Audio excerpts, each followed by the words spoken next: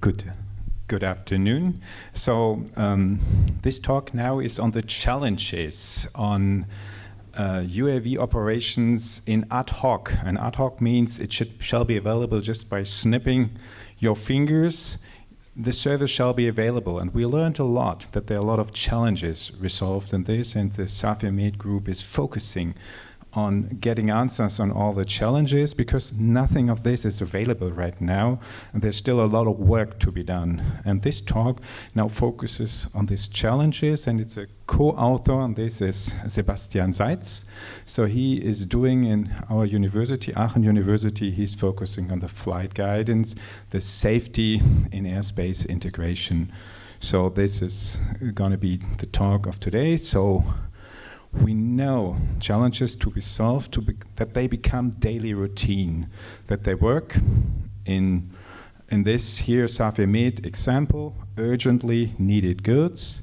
They shall be transported, and one of the benchmarks we want to address here, flying between Aachen, the Sutherland Medical Center, and the University Hospital of Aachen to transport in a demo scenarios goods. And the UAV we are using is a UAV of FlightStrive. You see it down there in the booth, the system, so it's a tilt-wing system. So we see different routings here in this example, and if you see all the routings, you see there are a lot of options there. And what are the challenges? How make this working properly? And one of the things is it has to be efficient and easy to use. That's something they cannot become routine if that is not happening. Operated over relevant distances. So this example here, I forgot, it's about 10, 12 kilometers, something like this, the distance to be done. It has to be, we learned this before, properly automated, so no remote pilot there in place. It cannot be available ad hoc if not. Operational anywhere, so there should be no restriction anytime. And in all weathers, we learned a lot today on this, so we are all aware we are not there right now. So in the morning, we were clear, can't happen today. So that is different before they come daily routine. Eco-friendly is another attribute. Safe and secure, that was the previous title of this talk. That's another prerequisite. If that doesn't work, it doesn't help us. Affordable is the next thing. So we know there's a lot of work to be done in this group here to make all this happen.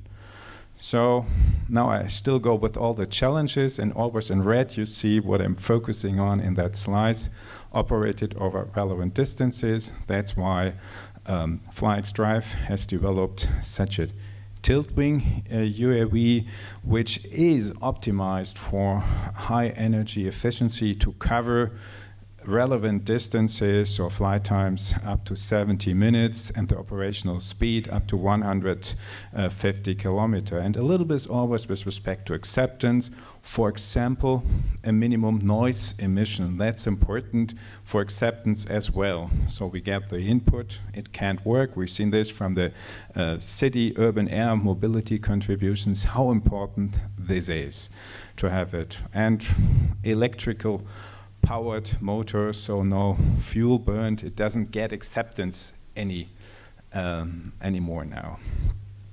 And another aspect is, and that's what we focus a lot in our group at university, so a hierarchical structure on flight guidance and control.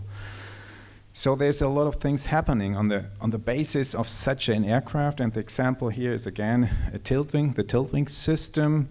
And you have to do a lot to make it happen. So the low-level flight control, that it is able to control the flight on a very low level, that's a prerequisite for getting all the way up to the left side here to the UTM system, that it can be operated and flight from the flight guidance perspective, that it can be operated properly.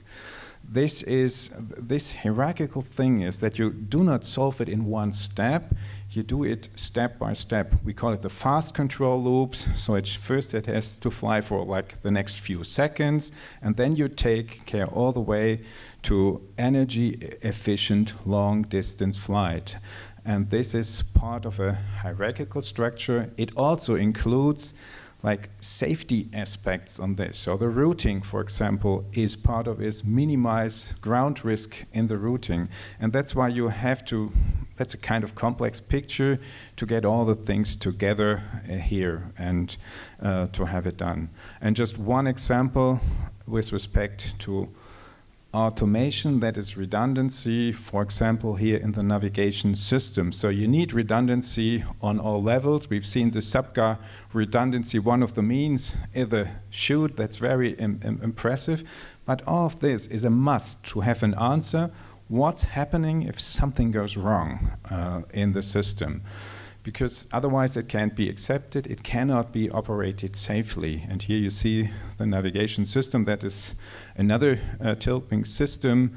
So it had, for example, different means for navigation, for positioning. So here it is a Novatel system, and also the flight control computer, and also the data link has to be redundant. If something goes wrong with one of the data link, so then there has to be an alternative. And one of them is traditionally now always with cell phone, mobile, 4G, or now even 5G networks. And all this has to be well integrated into one of the systems. And here we see another challenge, which is particular related to all systems which have a direction. So, for example, we see here, that's a DHL parcel copter project, and you see a landing where the wind is blowing. You see it, I can just show it on one screen. You see here the wind direction, and the aircraft typically, to have it optimized, always flies along its trajectory. And here the example is a straight line maneuver. And if the wind is blowing from the back, and for the landing you have to put the nose into the wind, you need a very sophisticated maneuver on that. That is one of the means to allow ground risk mitigation, even for these kind of aircraft, which always have to land with a nose in the wind. So you see that while decelerating, the aircraft is just moving around into the direction of wind, and it's following a straight line on this. So no aerodynamic side slip is there, and the flight path finally does not depend on wind direction anymore, and the controlled ground area is then you know where it is and how it's safely. The next thing is operational anytime in all weathers. Those are again pictures from the parcel copter project.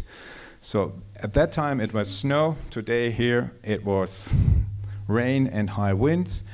But whatever you do, you have to make sure that your system is working all time. For example, also during night. And all this does not allow any remote operation anymore. You can never be sure. So you need high automation on the system. So that's what we see here in this picture. And then it has to be, and that's now bringing us towards the SAFIR-Med projects as well. We know that we fly out of line of sight. If we fly between Herlin and Aachen, there cannot be always remote pilots in between and have a look where the aircraft and what the aircraft is currently doing. So this is why it has to be properly controlled by a ground control station, and that has a lot to do with air risk as well. And that brings me to my last slide now, that we have to make one of architectural approach which allow decentralized. That means you have different ways of how to interact. So basically it's the same picture what we've seen before, what Michael have presented us. It's just a little bit some separated, and we have some, let's call it extra loops in between. For example, sometimes you may have collision avoidance between aircraft. We will see that from Delft after this, how this can happen, but that can also be on board. It can also be as part of the flight control system. And all this is interlinked with U-Space, service provider, single information service, and other aircraft have to be integrated. So this gives the handover again to Delft, to this collision avoidance, so where we focus if two different aircraft interact with each other. Thank you very much.